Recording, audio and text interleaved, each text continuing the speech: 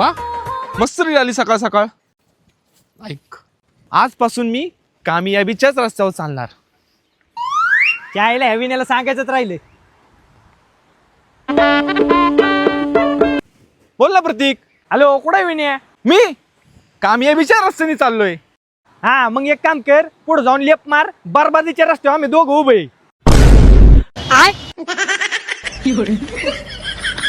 हा, लवकर ये, गाडीत खांबे आणलाय भाऊ आज. चकण्याला काय आणू?